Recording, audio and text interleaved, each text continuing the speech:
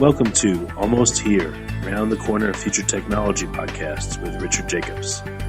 Future technologies poised to transform our lives for better or worse are the focus of this podcast. Almost here means these technologies are now here and starting to be used, or just around the corner, from Bitcoin to artificial intelligence, 3D printing, blockchain, virtual reality, and more.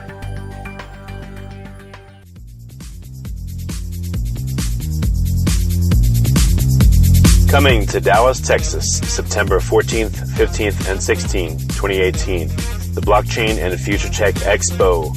This is going to be a gigantic conference of over 5,000 people. We're going to be talking about blockchain and its applications. We're going to be talking about quantum computing, cybersecurity, artificial intelligence, and several other future technologies that are poised to and actually changing our lives as we speak. Here's why you should attend. As you may know, early adopters are the ones that investigated and profited from things like the gold rush in the 1800s, from the dot-com boom in the 1990s, from the internet boom in 2005, from the smartphone explosion in 2007, from the real estate boom that ended in 2008, and of course, from the Bitcoin boom that started in 2012. Early adopters act now. They don't wait till later. They go out west first. In their covered wagons, they find the biggest gold nuggets. If you consider yourself an early adopter and you want to find the biggest nuggets, then you owe it to yourself to attend this upcoming conference. Blockchain is going to affect how we control and store our medical data, how we send money around the world, how we bank, and more. But artificial intelligence, quantum computing, and cybersecurity will play a pivotal role in our lives as well. And that's why our next event, September 14th to the 16th at the Dallas Convention Center, is going to have not only 5,000 plus attendees, but will showcase blockchain, AI, cybersecurity, quantum computing, and more. You want to get in on the coming gold rush of future tech and opportunity as an early adopter. Don't be left out. To register, go to bftexpo.com. That's blockchainfuturetechexpo.com. Thank you. Hello and welcome to the Future Tech Podcast. My name is Alan Thomas and I am joined today by Mark Norfolk, CEO of Fabrisonic. How you doing today, Mark? Fantastic. Thanks for having me. Oh, good to have you here.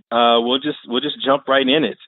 Tell us about Fabrisonic. What is it? What do you guys do? Sure. Fabrisonic is a small startup in Columbus, Ohio, and we manufacture metal 3D printers.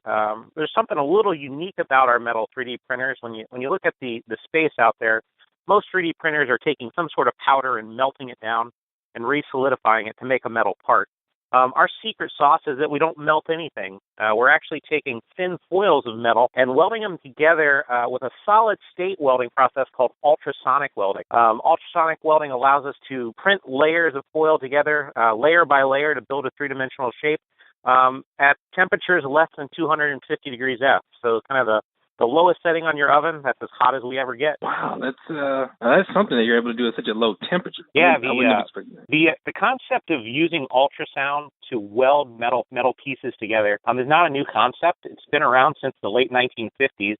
And in fact, if you have a cell phone in your pocket, you probably have some ultrasonic metal welds in your pocket. A lot of small electronic devices are welded with ultrasound. All we've done is taken this 1950s technology that kind of is low temperature for electronics, and we've scaled it up, put just a ton more power into it, so we can weld much larger things like foils.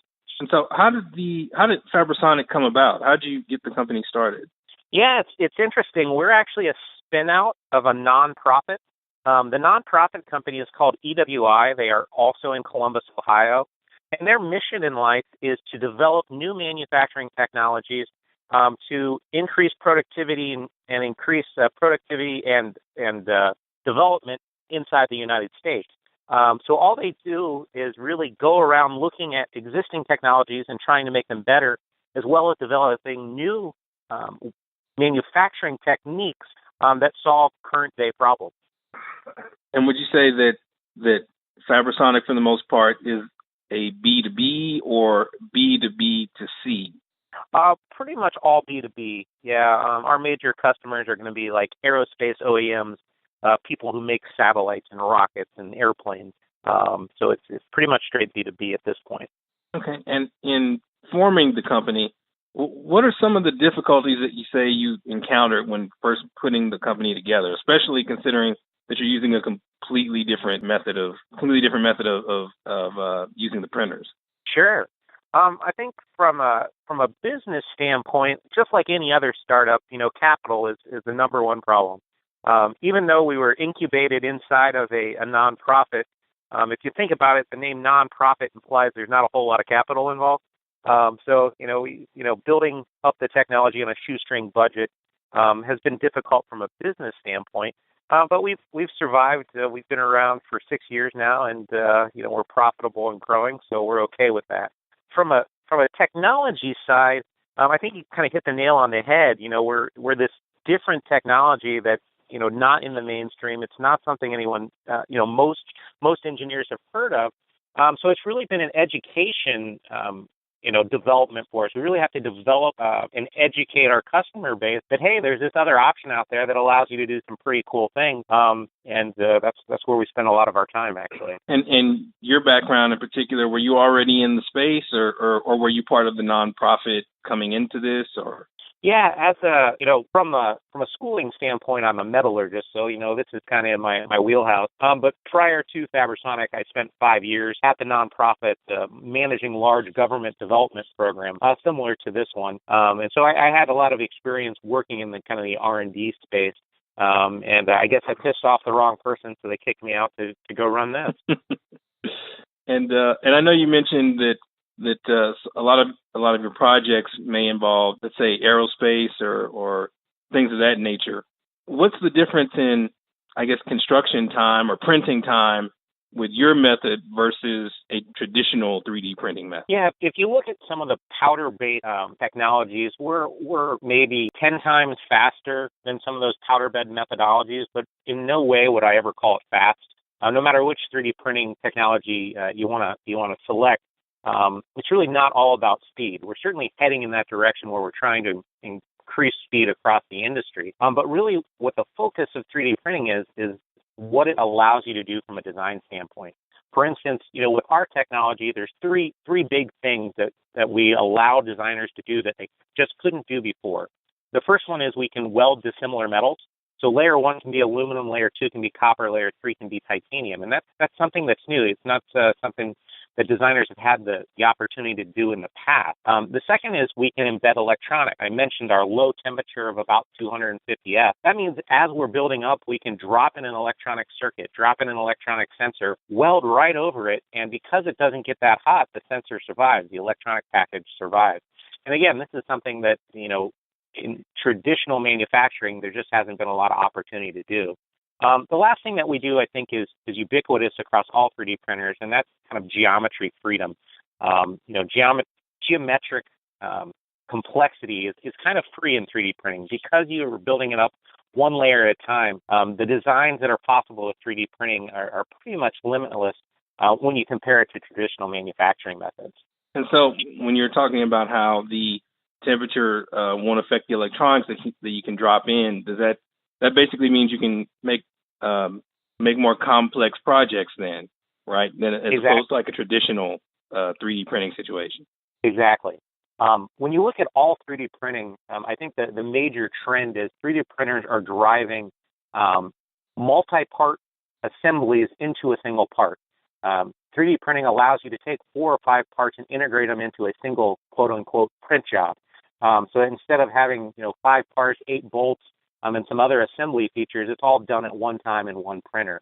We take that a bit further by adding in the electronics, by adding in the dissimilar metals. So the parts that we have the most success with that really give the most bang for the buck for the customer are parts where we're integrating 2 or 3 functions into a part. So for instance, we've recently been doing a whole lot of satellite parts. And on those parts, we're typically building some sort of structural element. Inside that printed structural element, we also have thermal cooling. So we have channels for coolants to run through. And at the same time, we're putting in electronics. So you've taken 3 functions, sensing, cooling, and structure, and combined them into a single print job. And that's where we spend a lot of our time. Oh, so you guys are kind of cornering the market in that particular piece of it then, aren't you?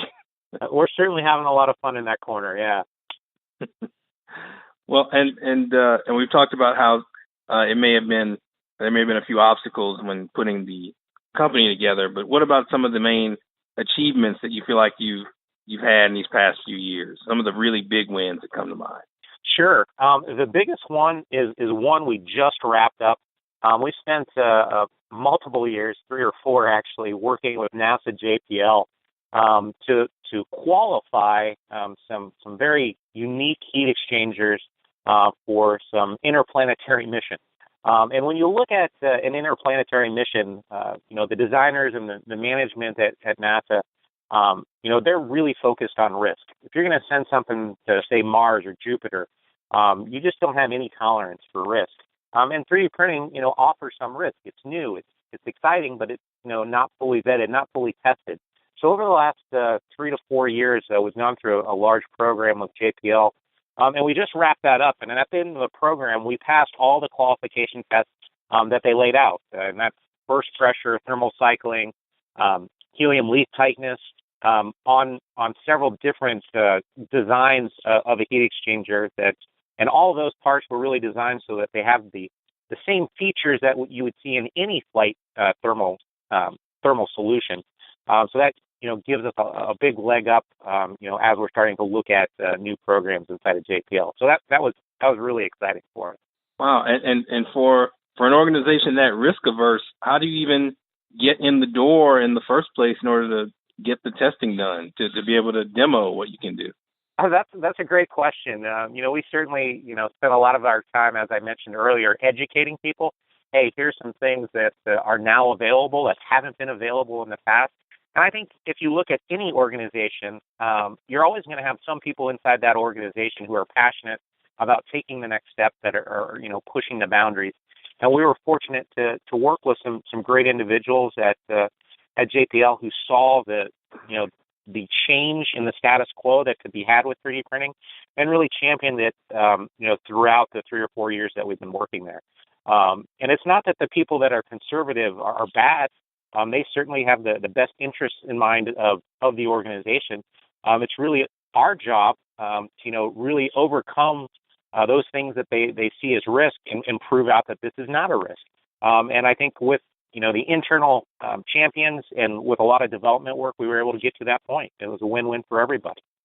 It sounds like that they have just the right mix of people then, to where you can always still be moving forward, but not really, but not so much to the point where you stick your neck out and you put whole projects in jeopardy. Fantastic. That's exactly right. All the folks we deal with at JPL are really top notch, and like you say, they have a great team put together.